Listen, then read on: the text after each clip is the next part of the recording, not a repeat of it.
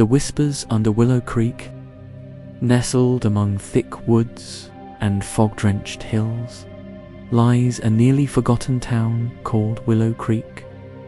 Just 600 people lived there, quiet folk, secretive and oddly distant. They kept to themselves in their town, rarely visiting the neighboring city of Grants Pass, 45 minutes away. Something about them unsettled me, but one thing made Willow Creek infamous: the whispering woods. Locals never walked past the old sycamore trees after dusk, not since the night 23 children disappeared without a trace in 1978. That's where my story begins. I'm Ethan, a freelance journalist. I believed in facts, interviews, but that was before I heard the whispers under Willow Creek. The air was wet, cold, and smelled like damp leaves. The sky was overcast. Most buildings were boarded up or crumbling. An old man at the gas station saw my mic and said, "You're here for the stories, huh?" He looked at my notepad. "Don't write about the woods after dark."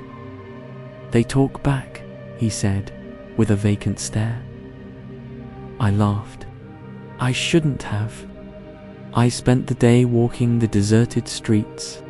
Empty swings swayed gently in the breeze of the town's only park. At the entrance stood a weather-beaten sign reading, "There wasn't a dog in sight, nor any sign of life." I continued my trek.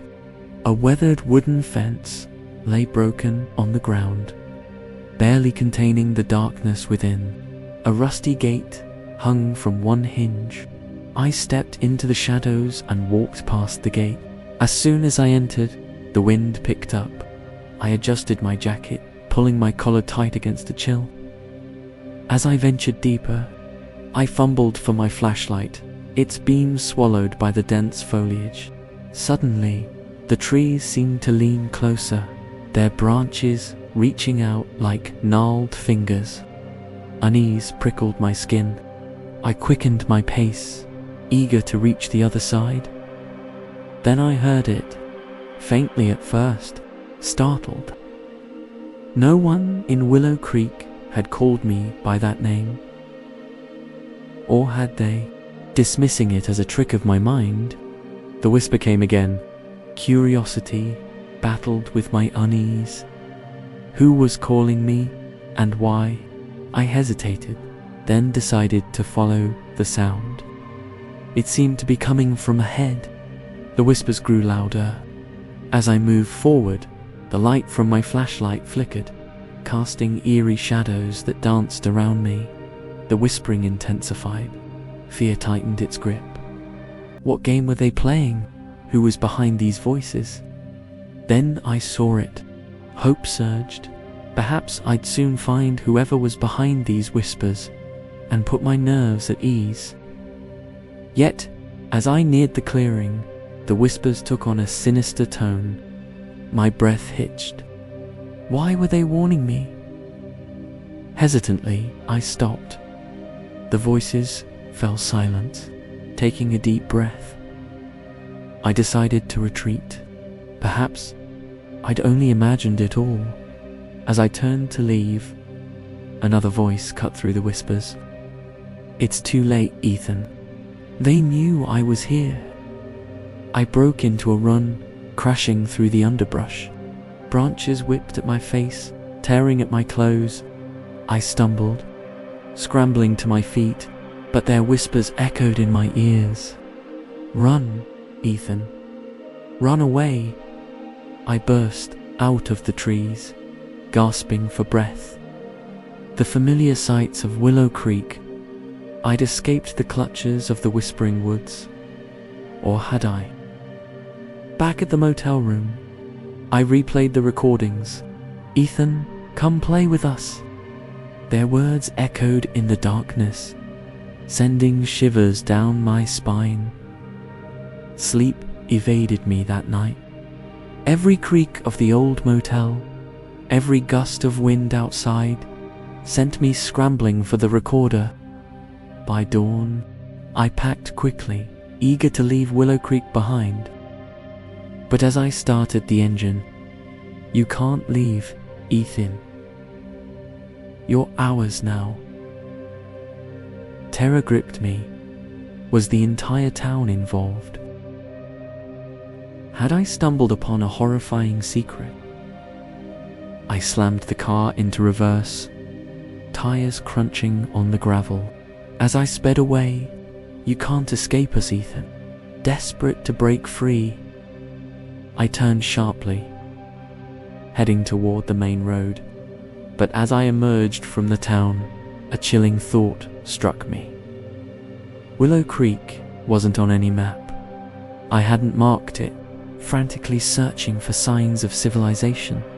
I realized I was lost. Willow Creek had vanished. Panicked, I turned back. But the road was unfamiliar. Each turn brought me back to the same point. I was trapped. My cell phone was dead. My gas gauge on empty. As darkness fell, I remembered the old man's warning. They talked back. With a jolt, I understood. I wasn't lost. Willow Creek was designed to keep me there. It was a trap. I searched for answers in the deepening darkness. The moon peeked through the clouds. Suddenly, a faint light appeared ahead. Perhaps there was someone who could help. As I approached, the light grew brighter, revealing a house nestled among the trees. Relief washed over me. I was about to find help, but as I reached out to knock, a figure appeared at the window. Startled, I pulled back. The figure beckoned, and I hesitated. Taking a deep breath, I knocked hesitantly. The door creaked open, revealing a shadowy figure. "Can you help me?" I asked, my voice trembling. The figure remained silent, their face hidden in the darkness. Then, in a raspy voice, they spoke. "Why are you here, Ethan?" Their words sent chills down my spine. Before I could respond, they stepped aside, motioning for me to enter. Inside, a single lantern cast. "Who are you?" I whispered. A low chuckle echoed in the room. "We've been waiting for you. Play with us." Terror seized me. Why were they here? Suddenly, the voices grew louder, more insistent. "Take him to the clearing." With a jolt, I realized I wasn't alone. Strong hands grabbed me. I struggled, but their grip was firm. Dragging me along, they led me into the darkness beyond. As we moved through the shadows, "Let me go." But my pleas were lost in the darkness. Finally, they stopped. Ahead, a circle of figures stood within, their faces obscured by the darkness. Their voice dripped with malice. "You're part of our game now." With a final push, I landed hard, the wind knocked out of me. As I struggled to rise, they closed in, their whispers enveloping me. "We're going to play with you, Ethan. You're going to be our friend." Their words held a terrifying promise. And then I saw it. On the ground lay a collection of children's toys. A rocking horse, a teddy bear, a worn-out soccer ball, and amidst them a drawing of a stick figure. With a sudden jolt, I recognized my own handwriting. Beside it, a name scrawled in childish letters, Ethan. My blood ran cold. These weren't just whispers. These were voices from beyond. I was trapped in a nightmare, and as the figures closed in, "Join us, Ethan. Be our friend forever." But then, a child's voice cut through the darkness. Their eyes flashed with a terrifying light, but no one heard me. I was utterly alone, and then the whispers faded. The figures vanished, taking their whispers with them. I was left in the darkness. No one has heard from me since. If you find this, don't go to Willow Creek, and whatever you do, don't answer the whispers.